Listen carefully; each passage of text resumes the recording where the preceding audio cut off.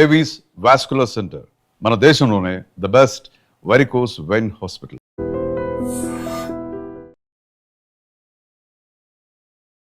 ఎందుకట్లా ఆ లాంగ్వేజ్ ఇంకా అవసరమా సార్? అధికారంలోకి వచ్చేసినాం కదా, ఎందుకు? వై? ఓకేనండి, నేను ఒప్పుకుంటానండి. రేవంత్ రెడ్డి గారు ఆ లాంగ్వేజ్ మాట్లాడినారు, మీరు చెప్తున్నారు. ఈ ట్రెండ్ సెట్ చేసింది ఎవరండి? గతంలో 10 సంవత్సరాల కాలంగా ఇప్పుడు రమ్మంటున్నారు, అసెంబ్లీకి రా కేసీఆర్ మాట్లాడదాము అని అంటున్నారు. వస్తారా సార్? ఇప్పుడు అదో చర్చ. మేము ఇవ్వాలంటలేమండి. 2 సంవత్సరాల పూర్తి చేసుకున్నాం కాంగ్రెస్ పార్టీ. జీరో, అసలు ఏమీ చేయలేదు. పబ్లిక్ లో అసలు మీకు రెస్పెక్టే పోయింది. రెస్పెక్ట్ లేకుంటే 80% మాకు పంచాయతీరాజ్ ఎట్లా సీట్లు వచ్చినాయి. రేవంత్ అని పదం తీయకుండానే ఆయన మన ప్రెస్ మీట్ మాట్లాడిండు. అట్లాంటి ఆయన అహంకారం మైక్ ఇస్తారా ప్రాపర్ గా? అసలు మాట్లాడనీయకుండానే కూర్చోడు. మరి అదే మీకు ఏం అవసరం ఉందంట మాట్లాడిన తర్వాత మీరు అసెంబ్లీ బంద్ చేస్తుంది. నమస్తే, వెల్కమ్ టు ఐ డ్రీమ్. తెలంగాణలో భాషపై యుద్ధం నడుస్తుంది. సీఎం వర్సెస్ మాజీ సీఎం. ఇది ఇక లీడర్లు అసలు అటు నుంచి ఇటు, ఇటు నుంచి అటు మాటల యుద్ధం కంటిన్యూ అవుతూనే ఉంది. ఇప్పుడు కేసీఆర్, నువ్వు రా అసెంబ్లీకి రా, చర్చిద్దాము, నువ్వు ఎట్లా నీటిలో ఎట్లా మోసం చేసినావు చర్చిద్దాం రా అని ఇప్పుడు కాంగ్రెస్ వాళ్ళు సవాల్ విసురుతున్నారు. దానికి కౌంటర్స్, ఎన్కౌంటర్స్ ఇంకా నడుస్తూనే ఉన్నాయి. మాట్లాడదాం, అసలు ఈ భాష ఏంది, భాష వల్ల అసలు ఎవరికైనా ఉపయోగం ఉందా లేదా, ఎందుకు ఇదంతా నడుస్తుంది, ఒకసారి మాట్లాడే ప్రయత్నం చేద్దాం. మనతో పాటు ఉన్నారు TPCC spokes person Syed Nizamuddin గారు. ఒకసారి మాట్లాడే ప్రయత్నం చేద్దాం. సార్ నమస్తే. వామ్మో, టీవీలు పెట్టంగానే అసలు మామూలుగా కాదు సార్. అటు బీఆర్ఎస్ వాళ్ళు, ఇటు మీరు. అసలు మా లాంగ్వేజ్ చూస్తేనే ఏంది ఇట్లా అయిపోతున్నది, ఇంత భయంకరంగా ఎందుకు తిట్టుకుంటున్నారో అర్థమవుతలేదు సార్. నిన్న కూడా కేటీఆర్ గారు కౌంటర్గా మాట్లాడినటువంటి situation. Sir, as a CM, ఇప్పుడు ప్రతిపక్ష నాయకుడు అయితే కాదు, అధికారంలోకి వచ్చాను, సీఎం గారు ఆ లాంగ్వేజ్ మాట్లాడచ్చా అని పెద్ద ఎత్తున ఆ చర్చ అయితే నడుస్తోంది. ఎందుకట్లా ఆ లాంగ్వేజ్ ఇంకా అవసరమా సార్? అధికారంలోకి వచ్చేసినాం కదా, ఎందుకు? వై? ఓకేనండి, నేను ఒప్పుకుంటానండి. రేవంత్ రెడ్డి గారు ఆ లాంగ్వేజ్ మాట్లాడినారు, మీరు చెప్తున్నారు. ఈ ట్రెండ్ సెట్ చేసింది ఎవరండి? గతంలో 10 సంవత్సరాల కాలంగా కేసీఆర్ గారు ముఖ్యమంత్రిగా ఉండి ఆయన ఏం లాంగ్వేజ్ ఇష్యూ మాట్లాడిండు, ఆ ఏం లాంగ్వేజ్ ఆయన చేసిన ట్రెండ్ సెట్ అపోజిషన్ మీద, అంటే అపోజిషన్కి ఒక డెరోగరేటరీ లాంగ్వేజ్గా మాట్లాడుతూ గతంలో రాహుల్ గాంధీ గారిని బఫూన్ అని కూడా చెప్పినారు. ఇలాంటి లాంగ్వేజ్ యూజ్ చేస్తూ ఇష్టం వచ్చినట్టు మాట్లాడి మీరు ట్రెండ్ చేసినారు. ఇవాళ మీకు తిరిగి అది వస్తుంది. సో లాంగ్వేజ్ ఖరాబ్ చేసింది మీరు. ఇవాళ ఓకే, ముఖ్యమంత్రి గారు ఒక స్థాయిలో ఉన్నారు, సీటుకి రెస్పెక్ట్ ఉంది, ఆ లెవెల్లో మాట్లాడడం మంచిది కాదన్నారు. గతంలో మీరు చేసిన ట్రెండ్ సెట్ అది, అదే మీకు తిరిగి ఒక వాపస్ వస్తుంది. అది కానీ అది తప్పు కదా సార్, మీరే ఒప్పుకుంటున్నారు. ఏమైతుంది? ఆ కంట్రోల్ చేసుకునే అంత ఉండాలి కదా. మీరు ఇంకా కేటీఆర్ గారు చెప్తున్నారండి, చప్పు తీసుకొని కొట్టాలనిపిస్తుంది అంటే ఏమనండి, ఏం భాష ఇది? అంటే ఇష్టం వచ్చినట్టు ఒక ముఖ్యమంత్రి గారికి మాట్లాడవచ్చా? ఏంది ఇది? లాంగ్వేజ్ చేపించింది మీరు. గతంలో ఈ ట్రెండ్ సెట్ చేసిందే మీరు. ఇవాళ మీకు బాధ అనిపిస్తుందా? మీరు ఆలోచించాలి. చెప్పు తీసుకొని కొడతారా ముఖ్యమంత్రి గారిని? ఏమనుకున్నట్టు ఇష్టం వచ్చినట్టు మాట్లాడతారు. ఒక చైర్ కన్నా రెస్పెక్ట్ ఉండాలి కదా. ఏం లేదు, నోరు కొచ్చినట్టు మాట్లాడదాం. ఎట్లయితుంది? మాట్లాడే పద్ధతి ఉంటుంది, పద్ధతి పెట్టుకొని మాట్లాడండి. ఆ మాట్లాడకుండా మీరు నేను చెప్పు తీసుకొని కొడతా, రాహుల్ గాంధీ బఫూను, పండబెట్టి తొక్తా, మీరు గతంలో చేసినారు. ఇదే ఇప్పుడు మీకు రిపీట్ అవుతుంది. ఓకే, నోరు జారు వచ్చింది, ఓకే, కానీ సేమ్ రిపీట్ అవుతుంది కదా. సబ్జెక్ట్ వైజ్గా మాట్లాడాలి, సబ్జెక్ట్ వైజ్గా కొట్లాడాలి. ఇప్పుడు నీటికి సంబంధించిన ఏదో ఇష్యూ ఉంది, ఇప్పుడు రమ్మంటున్నారు, అసెంబ్లీకి రా కేసీఆర్ మాట్లాడదాము అని అంటున్నారు. వస్తారా సార్? ఇప్పుడు అదో చర్చ. మేము ఇవ్వాలంటలేమండి. 2 సంవత్సరాల పూర్తి చేసుకున్నాం కాంగ్రెస్ పార్టీ. డే 1 నుంచి అపోజిషన్ లీడర్ ఏంది? Opposition leader is the people's voice. మీరు అసెంబ్లీకి రావాలి, చర్చలు చేయాలి, ప్రజల సమస్యల మీద ప్రభుత్వం దృష్టి తీసుకురావాలి, దాని మీద ఫైట్ చేసి మీరు ప్రభుత్వం ఉంగబెట్టి పనులు చేయించుకోవాలి. అది చేయకుండా మీరు ఫామ్ హౌస్లో కూర్చొని 2 సంవత్సరాల తర్వాత వచ్చేసి ఇవాళ కేసీఆర్ వచ్చిండు, మీకు కదులుతున్నారు, మీరు భయపడుతున్నారు అంటే ఎవరు భయపడుతున్నారు?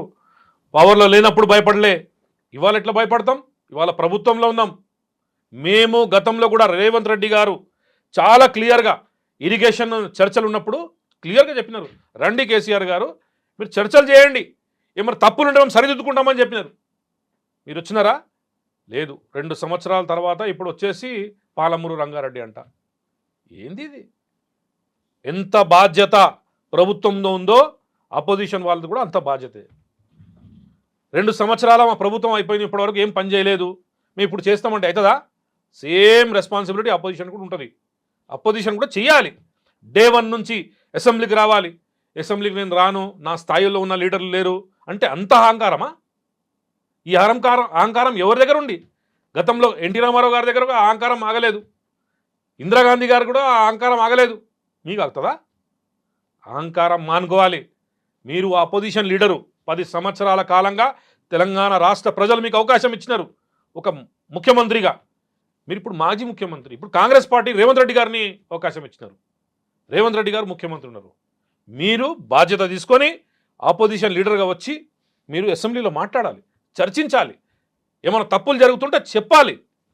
అసెంబ్లీ చర్చకి ఒక అడ్డా కదా.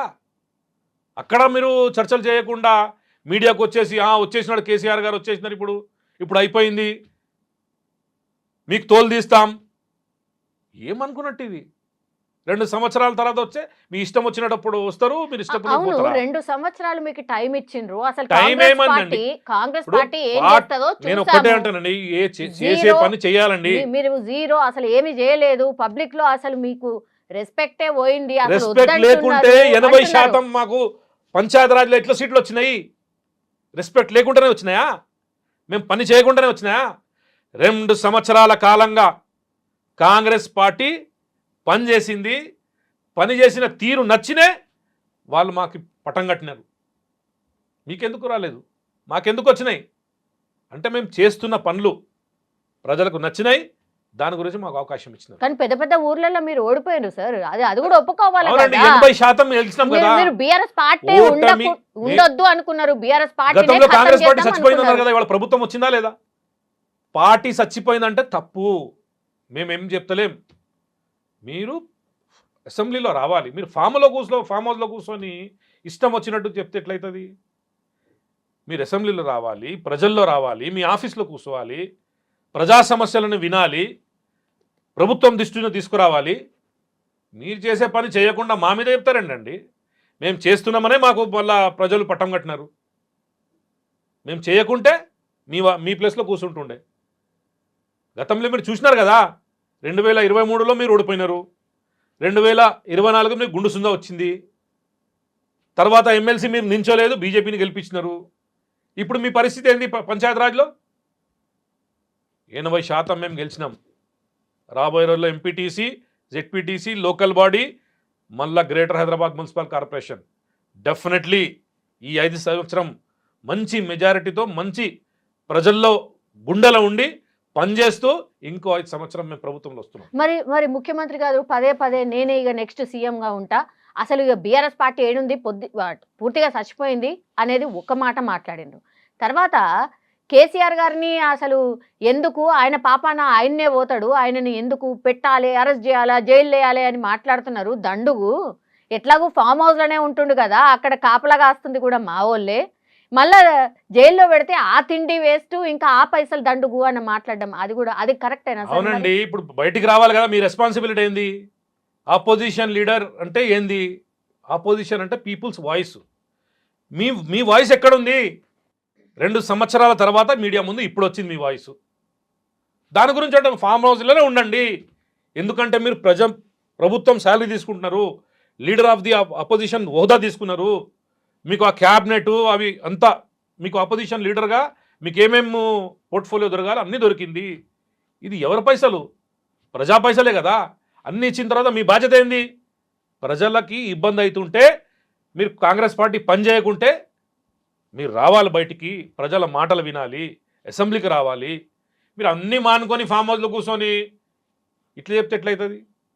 మీరు చేసే పని చేసి మేము చేసినాం, రాబోయే రోజులు ఇంకా చేస్తామంటే ప్రజలు అవకాశం ఇస్తారు, మేము కూడా మీ వాటా వింటాం. మీరు రాకుండా ఇప్పుడు వచ్చేసి పాలమూరు రంగారెడ్డి దీని మీద డిస్కషన్ చేస్తాం, అసెంబ్లీకి వస్తాం, వణుకు పుడుతుంది. మాకు వణుకు పుట్టదు. గతంలో మీ దగ్గర పోలీస్ పవర్ ఉంటే కూడా మాకేం చేయలేరు. మేము తీసుకొచ్చే ప్రభుత్వం ప్రజల్లో పోయినాం, ప్రజలకి చెప్పినాం, ప్రభుత్వంలో వచ్చినాం. ప్రజల గురించి పనిచేస్తాం, ప్రజాప్రభుత్వం, ప్రజల సంక్షేమం గురించి పనిచేసి ప్రజల గుండెలే ఉంటాం. ఇప్పుడు మొన్న రా రా రా అంటే వచ్చిండు, ఒక్క మీడియా సమావేశానికే అసలు గజగజ వణికిపోతున్నది మీరు కాంగ్రెస్ అనుకుంటున్నారు అది పార్టీ అంతా. గజగజ గజగజ అనేది మీ దగ్గర ఉంది, మా దగ్గర ఏం ఇప్పుడు లేదు. ఇప్పుడు అసెంబ్లీకి వస్తే ఇక గుండా రండి, అసెంబ్లీకి అయిపోతది. రండి. రేవంత్ రేవంత్ రెడ్డి గుండా గారు అయిపోతది చాలా అంటున్నారు. క్లియర్ గా చెప్పినారు.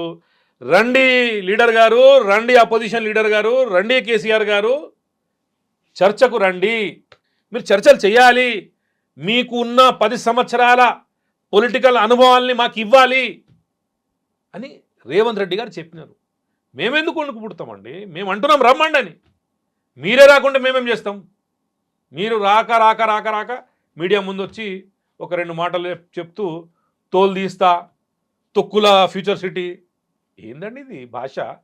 ఏదన్నా ప్రజల సమస్యలు మాట్లాడితే బాగుంటుంది. ప్రజల సమస్యలు మాట్లాడకుండా తోలు తీస్తా అంటే ముఖ్యమంత్రి గారు తోలు తీస్తారా? ఏంది ఇది? ఎక్కడ పోతుంది మా రాష్ట్రం? మా లీడర్ ఆఫ్ ది అపోజిషన్ ఎక్కడ పోతున్నారు? మరి రోజు కేసీఆర్ ఇక చచ్చిపోతాడు చచ్చిపోతాడు అని మాట్లాడడం కరెక్ట్ అరే, సార్? మీరు ఆయన రండి, direct మీరు చెప్తున్నాడు రండి, మరి. మేము ఎందుకు చెప్తామండి చచ్చిపోతారని? మీరు రండి, వచ్చి పని చేయండి. ఈ అన్ని మాటలు పక్కకు పెడదాం, మీరు కూడా పెట్టండి, మేము కూడా పెడతాం. రండి, ప్రజల గురించి పనిచేస్తాం, ప్రజా సమస్య మీద పనిచేద్దాం. రండి, ఎక్కడైనా తప్పులు చేస్తే చెప్పండి, మాకు మేము సరిదిద్దుకుంటాం. చెప్పనిస్తారా సార్? అరే మేము గతంలో- ప్రభుత్వంలో ఉన్నామండి, మేము వినే ప్రభుత్వము, ఇది వినే ప్రభుత్వము. ప్రజా దర్బార్ పెట్టి ప్రజల సమస్యలు వింటున్నాము. ఇప్పుడు లీడర్ ఆఫ్ ది అపోజిషన్ సమస్యలు కూడా వింటాం, మీ ద్వారా ప్రజా సమస్యలు కూడా ఉంటాయి, వింటాం. మేము విననికి రెడీ ఉన్నామండి. గతంలో మీ కాలం చూసినారు కదా ప్రజలు, తెలంగాణ రాష్ట్ర ప్రజలు గత కాలం చూసినారు. ఏమైంది? ముఖ్యమంత్రి దిక్కులేదు, మంత్రులు దిక్కులేదు, కనీసం ఎమ్మెల్యే దొరుకుతారంటే దిక్కులేదు. అప్పుడు మేము ప్రజా దర్బార్ పెట్టినాం, ప్రగతి భవన్ని భవన్ చేసి అక్కడ మాటలు ప్రజల సమస్యలు వింటున్నాం. అరే గల్లీలో కార్పొరేటర్ వింటుండు, మాది గల్లీలో మా ఎమ్మెల్యేలు వింటున్నారు, ప్రజల్లో పోతున్నాం. సర్పంచ్లు వచ్చినారు, ఇప్పుడు మా సర్పంచ్లు వింటారు, వాళ్ళకి ఇచ్చిన పవర్స్ ఉన్నాయి. ఇప్పుడు వాళ్ళ సమస్యలు వాళ్ళు డెఫినెట్లీ వాళ్ళు కూడా సాల్వ్ చేస్తారు, ప్లస్ డెవలప్మెంట్ కూడా వాళ్ళు చేస్తారు. మేము ప్రజల ప్రభుత్వం, ప్రజలకు ఎక్కడెక్కడ ఇబ్బంది అవుతుంది మా కార్యకర్తలు, మా సర్పంచులు, మా ఎమ్మెల్యేలు, మా మంత్రులు ప్రజల దగ్గరే స్వయంగా వెళ్ళి చెప్పండి మీ ప్రాబ్లం ఏముందని అడుగుతున్నాం. మేము మీ కాలం కూడా ప్రజలు చూసినారు, తెలంగాణ ప్రజలు మా కాలం కూడా చూస్తున్నారు. దాని గురించే మాకు కాదు సార్, ఇప్పుడు హరీష్ రావు గారు మాట్లాడే ప్రయత్నం చేస్తే ఆయన బాడీ షేమింగ్ కూడా చేస్తున్నారు. తాటంతా పెరిగినావు, ఇంతంతా పెరిగినావు అని ఆ ముఖ్యమంత్రి గారు అనడం, ముఖ్యమంత్రినేమో నువ్వు గింతంతనే ఉన్నావు అని ముఖ్యమంత్రిని అనడం. ఇప్పుడు కేసీఆర్ కి ఆల్రెడీ అసలు ఈ భాష ఎవరు తీసినారు? సీఎం రేవంత్ అని పదం తీయకుండానే ఆయన మన ప్రెస్ మీట్ మాట్లాడిండు. అట్లాంటి ఆయన అంటే ఆయన అసెంబ్లీ ఏంటంటే ఆయన అహంకారం, అది ఆయన అహంకారం. ఆయన ఓకే, రేవంత్ రెడ్డి గారు పక్కకు పెట్టండి, చైర్కు రెస్పెక్ట్ ఇవ్వండి. చైర్ కూడా రెస్పెక్ట్ ఇయ్యరా? తెలంగాణ మీ జాగిరా అంటే మీ అహంకారం ఎట్లుందంటే నా లెవెల్ కాదు. అరే గతంలో కూడా ఎన్టీ రామారావు గారు ముఖ్యమంత్రి అయినారు, రాజశేఖర రెడ్డి గారు ముఖ్యమంత్రి అయినారు, కిరణ్ కుమార్ రెడ్డి గారు ముఖ్యమంత్రి అయినారు, కేసీఆర్ గారు ముఖ్యమంత్రి అయినారు. ఒకటి తర్వాత ముఖ్యమంత్రి అవుతుంటారు. ప్రజలు మీకు ఇచ్చిన అవకాశం తర్వాత వేరేళ్ళకు కూడా అవకాశం ఇస్తారు. అవకాశం ఇచ్చినప్పుడు ఒక ముఖ్యమంత్రి ఇవ్వాలి రేవంత్ రెడ్డి గారు. ఆయన ముఖ్యమంత్రి చైర్కన్నా రెస్పెక్ట్ ఇవ్వాలి కదా. ఏం లేదు, నా లెవెల్ లేడు, దాని గురించి నేను అసెంబ్లీకి రాను, ఆ ఆలోచన అహంకారం ఉంది ఆయనకి. మేము ప్రజలు ఇచ్చిన మ్యాండేట్కే కట్టుబడి ఉండాలి రాజకీయ నాయకులు. ఇప్పుడు రేవంత్ రెడ్డి గారు ముఖ్యమంత్రి ఉన్నారు, రాబోయే రోజుల్లో ఇంకోరు ఉంటారు. కేసీఆర్ గారు కూడా 10 సంవత్సరం ఉండే కదా, ఈయన లీడర్ ఆఫ్ ది అపోజిషన్ ఇచ్చినారు కదా, ఇప్పుడు ఆయన అక్సెప్ట్ చేయాలి కదా.